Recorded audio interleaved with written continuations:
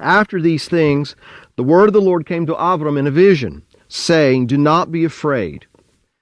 Do not be afraid, Avram. I am your shield, your exceedingly great reward.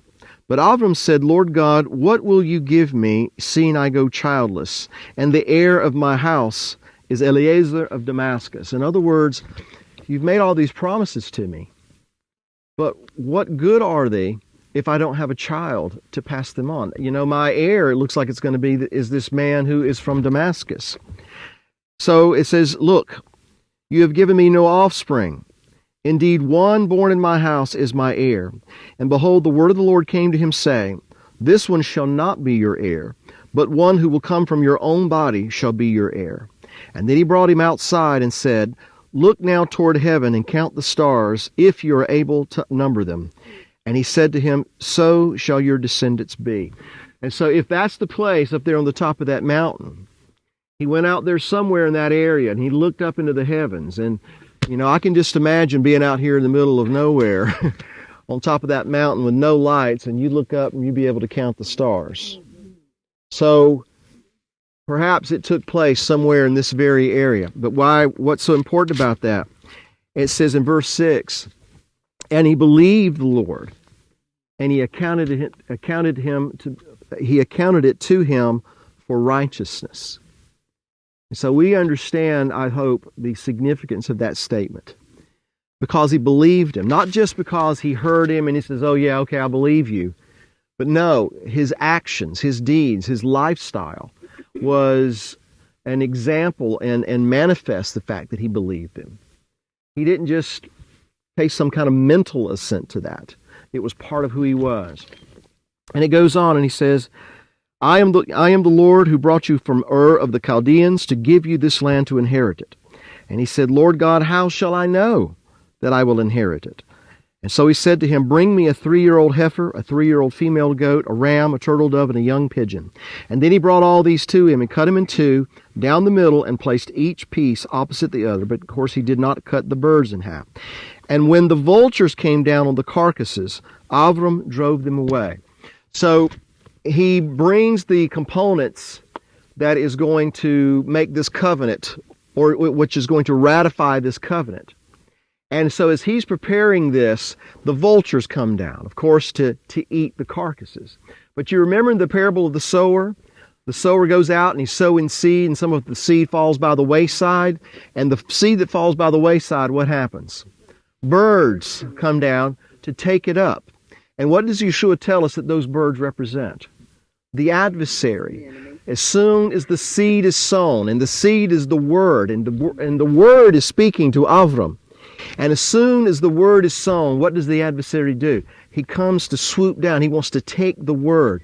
See, it had just told us that Avram believed the Lord, and he accounted it unto him as righteousness. And so what's happening is, if you will, symbolically, the adversary is wanting to come down, and he's wanting to disrupt what the Creator is about to ratify between he and Abram. It says, Now when the sun was going down, that a deep sleep fell upon Abram, and behold, horror and great darkness fell upon him. And then he said to Abram, Know certainly that your descendants will be strangers in a land that is not theirs, and will serve them, and they will afflict them 400 years. And also the nation whom they serve I will judge, and afterward they shall come out with great possessions. But, of course, he's speaking to the fact that his descendants are going to end up in Egypt. But at the end of that accounted time, he's going to bring them up out of Egypt. And he's going to bring them back into this land. So he's telling him all of these things somewhere in that general vicinity. Somewhere where we're at. And what has he promised him? He's promised him a son. He's the promised seed. And we want to keep in mind what the promised seed really is teaching us of. Who the promised seed is a picture of. And that promise came somewhere on top of that mountain. And he said, now, your descendants are going to serve other people, but at the appointed time, I'm going to bring them out of that place. I'm going to punish that nation. I'm going to judge that nation, but they're going to come out with great possessions. Of course, Moses led the children of Israel out of Egypt and brought them ultimately into the land. But I said all of that say this. There is this belief that what happens to the fathers is a portent for the children, for the descendants. And so if he brought them out of Egypt one time, he's going to do it again. And when they come out, they're going to come out in great multitudes. But before that happens, they have to be sojourners. We're sojourners. I guess all of us have come to realize, well, in these chapters, we speak of Abram being the Hebrew. In fact, in Genesis 14, that's the first mention of him being Ha-Ivri, the Hebrew, the one who is from the other side, the one who is crossed over. But his descendants are also those who have come from the other side, those who have crossed over from light unto darkness, from death unto life. And we come into the realization of who we are in the Messiah. But we are sojourners. Where we're from, that's where we were born, that's where we were raised. But when we come into this kingdom, when we were born again of that incorruptible seed, we took on a new identity. And whether you realize it or not yet, you are sojourners.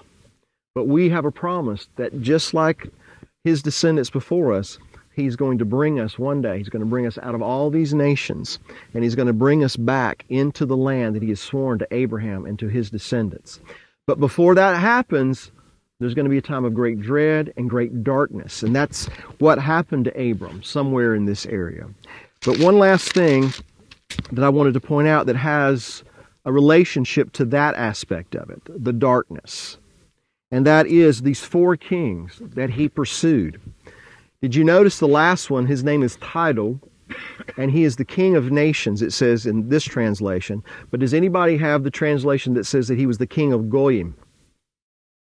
That's the word. He was the king of Goyim. And what is Goyim?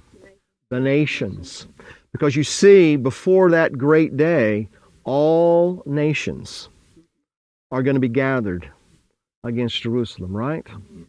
But who is going to come on behalf of his people and put a stop to it? The promised seed, the one that was promised to Abram on top of that mountain. Because we think of Isaac, and that is true. Isaac was the promised son. But Isaac is the picture of the promised son, the promised seed. So where we're standing is another one of those places, that there is a huge spiritual imprint, a spiritual impact on this place. And, we won't be able to go up there, obviously, but if that's where that happened, ladies and gentlemen, if that's where that promise was made and that covenant ratified, then we're standing in some very sacred places. Amen?